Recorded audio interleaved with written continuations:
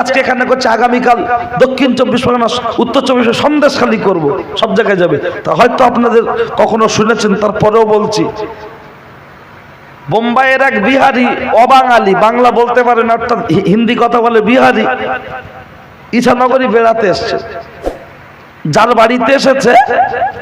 বাড়িতে এসেছে তার ছোট ভাই বাড়ি আছে, বড় ভাই বোম্বাই আছে। তা ছোট ভাইকে ফোন করে বলছে, আমার বন্ধু গিয়েছে, ভালো করে ওকে নিয়ে ঘোরাবি, খাওয়াবি, আর জগৎবল্লভপুর বাজার থেকে বাড়িতে নিয়ে যাস রে। এখন এ তো হিন্দি বলতে পারে না, আর যে আসছে ও বাংলা বলতে পারে না।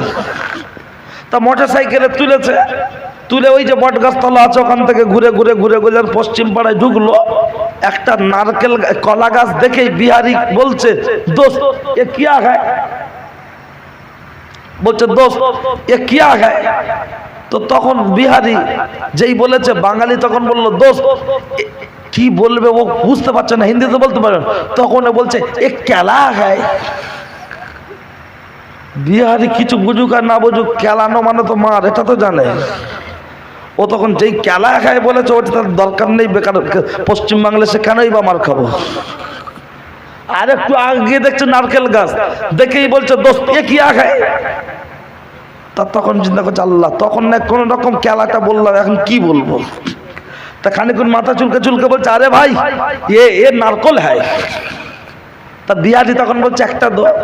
তা যেই বলেছে একটা দো, ও বড় বাঁশ নিয়ে লাড়িয়ে একটা শুকনো নারকেল যেই পড়েছে, বিহারি লাফ দিয়ে তুলে কামড়াচ্ছে আর বলছে, আবে কি আর চিজ খায়, না রস হয় না শাঁস হয়। বাঙালি তখন বলছে, হিন্দি কি আর বলবে, ও তো হালকা বোঝে। তো তখন বাঙালি বলছে, আরে ভাই পহলে নারকল কো ছাড়াইয়ে, কাটাটি দিয়ে ফাটাইয়ে, তারপরে তুম গিলিয়ে। बिहारी मुखेर दिखे ताकिए बोलছে, साला कहाँ से हिंदी सिखाया, आधा बांग्ला आधा हिंदी। तो बांगाली तक बोलছে, अरे भाई तुम घर में बैठो, भाईपो भात दिया तुम खा लिया। तब बिहारी बोलो ठीक है, ওর সাথে হিন্দি কিছু বলছে না। বাঙালি বড় পুকুরে গোসল করতে গেছে, আর ভাইপো ভাত দিচ্ছে, খাচ্ছে বিহারিকে, চিকেন কষা, বেগুন ভাজা, ডিম ভাজা, ডাল, মাছ ঝোল। তা বিহারি হঠাৎ খেতে বলছে, বাচ্চু ইধার आओ और कुछ है। বাচ্চাটা দৌড়ে কি বলছে, ও মা, বিহারি কাকু বলছে কচুর তরকারি খাবো। ওর মা বলছে, আমাদের হাঁড়িতে বাসি তরকারি আছে, তুই বলেছিস না কি বে। বলছে আমি বলিনি। তা কালকে সেই বাসি তরকারি এক পেয়ালা ছিল, একটুখানি গরম করে যেই দিয়েছে, বিহারি আবার দুগাল খেয়ে বলছে, হে বাচ্চু আর কুছ হ্যায়। এ ওর আম্মাকে গেলছ, মা বিহারি না কচু খুব ভালো লেগেছে, বলছে আরো লিয়া। ওর মা তখন বলছে, কি বে এত কচু কোথায় পাবি, বাগান থেকে তুলে দে 1 কেজি, খায় খাক পকেটে লাই লিখ। বাঙালি গোসল করে আসলো, নারকেলটাকে ছাড়ালো, একটা প্লেটে তুলে দিল। বিহারি খাচ্ছে আর বলছে, বহুত আচ্ছি চিজ হ্যায়, রসও হ্যায়, শ্বাসও হ্যায়। তাহলে নারকেলের মজা কখন, ছোবড়া ছাড়াবেন যখন। ছোবড়া না ছাড়ালে নারকেলের কোনো মজা পাওয়া যায় না। আমরা যদি ওয়াজ করি শুধু এরকম করে, বাবারা কি বলবো আমার নবীর দুঃখের কথা, কি দুঃখ আছে বল না, বল। লোক বললে ফাটিয়ে দিল, বক্তা যা হয়েছে যে তাবারক দিয়ে দাও।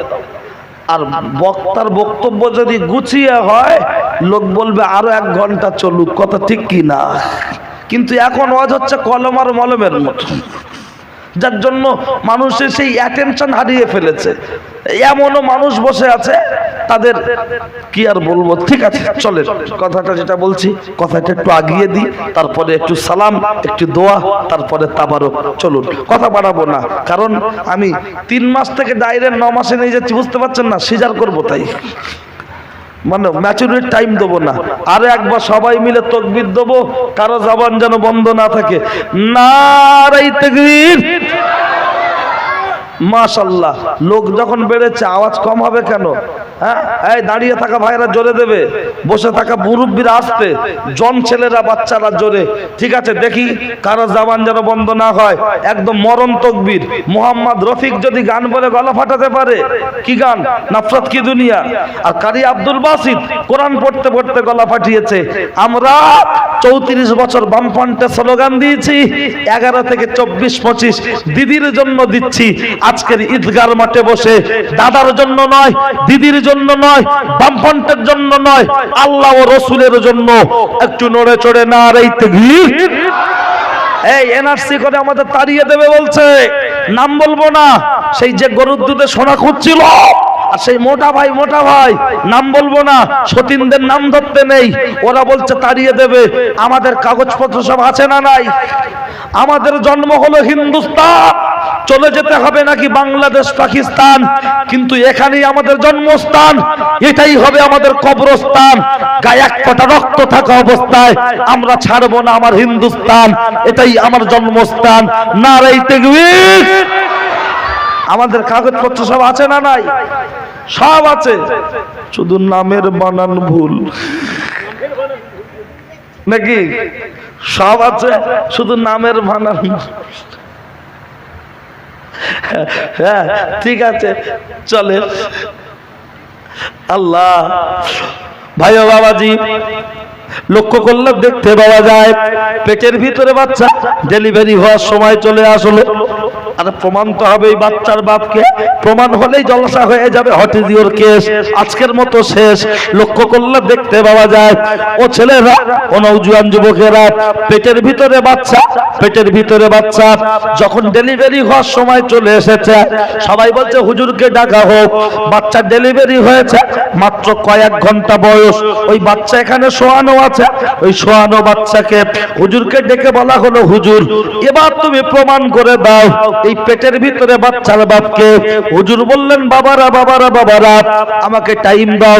হুজুর টাইম নিয়ে নামাজের মুসাল্লা বিছিয়ে দিয়ে 2 রাকাত নামাজ আদায় করে আল্লাহর কাছে কাঁদতে শুরু করেছে। এটা পাবেন কোথায়? বুখারী শরীফের মধ্যে। গল্প না, হুজুর 2 রাকাত নামাজ পড়ে আল্লাহর কাছে কাঁদছে, ওগো আল্লাহ আমি তো অপরাধ করিনি, কেউ না জানে, তুমি তালিমুল গায়ব অন্তর্যামী, তুমি তো জানো, তোমার কাছে সাহায্য চাইছি, তুমি গায়বী মদদ দাও গো আল্লাহ গায়বী মদদ দাও। লক্ষ্য করলে দেখতে পাওয়া যায় ও ছেলেরা, ও নওজোয়ান যুবকেরা, তখন ওই জায়গা থেকে আওয়াজ চলে আসলো, ওগো আল্লাহর বান্দা আর তোমাকে কাঁদতে হবে না, তোমার শাহাদাত চোখের পানিটা মুছে নাও, হাতের শাহাদাত আঙুলটা নাড়বে, বাচ্চা যেখানে শোয়ানো আছে ওই বাচ্চার সামনে দাঁড়িয়ে যাবে, হাতের শাহাদাত আঙুলটা লাড়বে আর মুখে মুখে কথা বলবে, ও বাচ্চা তোমার বাপকে বলো। ওই বাচ্চাই বলে দেবে ওই বাচ্চার বাপকে।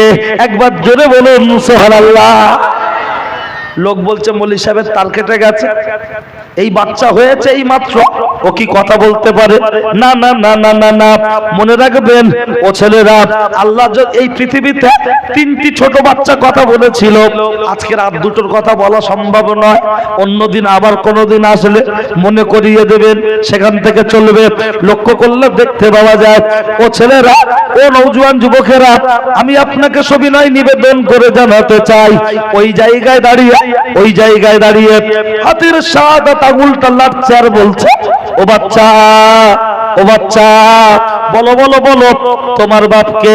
তখন ছোট বাচ্চাটা বলে ফেললো, এই পাড়ার শেষে পাদদেশে একজন ছাগল চরণ রাখাল, পাহাড়ের পাদদেশে ওই ছাগল চরণ রাখাল হলো আমার বাপ।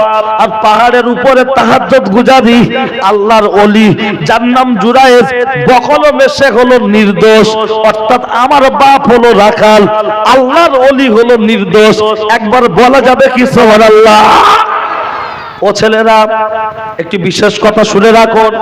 কি কথা? এমন কিছু রোগ আছে, হাঁটুর ব্যথা, গাঁটের ব্যথা, কোমরের ব্যথা, বুকের ব্যথা সহ, মাথার ব্যথা সহ এমন কিছু রোগ আছে, ডাক্তার দেখিয়ে রিপোর্ট করে, এক্সরে করে, রক্ত পরীক্ষা করে কোন রকম রোগ ধরা পড়ছে, না গা হাত জ্বালা করা, মাথা জ্বালা করা, ঘুম না হওয়া, এরকম নানান সমস্যা, কিন্তু কোন রকম রোগ ধরা পড়ছে না, সেই রোগী ট্রিটমেন্ট করি। এই লাইভ হচ্ছে, লাইভেও যারা শুনছেন ভালো করে শুনে নেবেন, যখন তখন ফোন করবেন না, ভালো করে শুনে নেন। ওই রোগীর ট্রিটমেন্ট করা হয়, ফোন করার যোগাযোগ করার টাইম সপ্তাহে একদিন শনিবার বেলা 10টা থেকে 1টা, বেলা 10টা থেকে 1টা। আমার বাড়ি যেতে হবে না, যে রোগীর দেখার প্রয়োজন হবে তার একটা ছবি তুলবেন, ওই হাফ ছবি থেকে ফটো তুলে নয়, মোবাইলে ছবি তুলবেন, তুলে তার নাম, রোগীর মায়ের নাম আর ঠিকানাটা লিখে হোয়াটসঅ্যাপে পাঠাবেন। আগে দেখে নেব যে আল্লাহ ভালো জানে, তবে আমাদের দ্বারায় এর ট্রিটমেন্ট করা সম্ভব কি না। এটা ডাক্তারি ট্রিটমেন্ট না আমরা পারবো, বলে দেব, তারপরে ট্রিটমেন্ট। সপ্তাহে একদিন বেলা 10টা থেকে 1টা। Phone number 9546447767। আরো একবার বলছি, মিলিয়ে নেন, তবে ডিস্টার্ব করবেন না। যারা দূরে এবং কাছে, চ্যানেলটার নাম কি গো? MFJ Madina TV, MFJ Madina TV, এই চ্যানেলটা সাবস্ক্রাইব করবেন। আমাদের ছেলে, আমাদের ভাই খুব মেহনত করছে, আল্লাহ যেন তার মেহনতে বরকত দেয়, বলুন আমিন। দূরে এবং কাছে যে যেখান থেকে দেখছেন এই চ্যানেলের মাধ্যমে, আরো একবার নাম্বারটা বলে দিচ্ছি, আপনারা লিখে নেন। তবে সপ্তাহে যে কোনো দিন যোগাযোগ করবেন না, শনিবার 10টা থেকে 1টা। ফোন বন্ধ থাক খোলা থাক দেখার দরকার নেই, আপনি ছবিটা পাঠিয়ে দিয়ে রাখবেন, ছবিটা পাঠিয়ে দিয়ে রাখবেন। আর একবার নাম্বারটা বলে দিচ্ছি, মিলিয়ে নেন। আর তার আগে আরেকটি কথা, আমি মাদ্রাসা, আমরা আলহামদুলিল্লাহ একটি মাদ্রাসা দায়িত্বে নিয়ে আমি আমরা চালাই, এবং আরো একটি মাদ্রাসা নন্দীগ্রামে ভিত হবে। তো আমি যে মাদ্রাসা, আমরা যে মাদ্রাসা চালাচ্ছি, সেই মাদ্রাসা হলো হুগলি জেলার আরামবাগ থানার পুরা সিদ্দিকিয়া আজিজিয়া ইন্টারন্যাশনাল মাদ্রাসা। ওই ইন্টারন্যাশনাল মাদ্রাসা ভর্তি চলছে, গরিব এতিম অসহায় হলে সম্পূর্ণ ফ্রি। বাচ্চা যদি ভর্তি করাতে চান আমার সাথে যোগাযোগ করলে হবে, এবং মাওলানা জামাল উদ্দিন বিন ইব্রাহিম সাহেব, তার সাথে যোগাযোগ করলে হবে। এটা আপনার আমাদের ভর্তি চলছে, যদি কেউ ভর্তি করাতে চান অবশ্যই যোগাযোগ করবেন। নাম্বারটা আরেকবার বলে দিচ্ছি, নোট করে নেন, 9546447767। যাক, এই পর্যন্ত। তবে মাদ্রাসার কথাটা মাথায় রাখবেন, পুরা সিদ্দিকিয়া আজিজিয়া ইন্টারন্যাশনাল মাদ্রাসা, হুগলি জেলার আরামবাগ থানার আরামবাগ থানার পুরা গ্রামে, ওই বাজারের উপরেই। সেই মাদ্রাসার জন্য আপনাদের কাছে দোয়া চাইছি। মাদ্রাসার কাছে তেমন কোনো বাড়িঘর নেই, একটু দূরে সেই মাদ্রাসাটা চলছে। আপনাদের সার্বিক সাহায্য সহযোগিতা সহ মাদ্রাসা ছাত্র ভর্তি করুন, গরিব এতিম হলে ফ্রি। নাম্বার 9546447767। আসুন বিশ্বনবীর সামনে দাঁড়িয়ে একটু সালাম পাঠ করি, ইয়া নবী।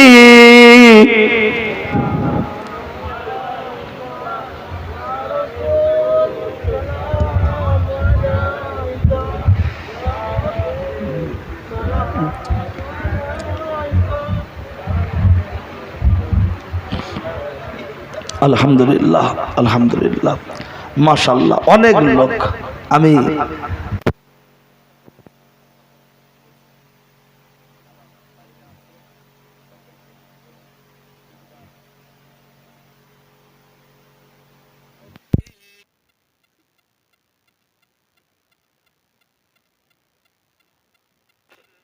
আব্বা আব্দুল্লাহ, আমার নবীর দুদু মা হালিমা, আমার নবীর আম্মা আমিনা, আমার সোনার নবীর রওজা পাক মদিনা।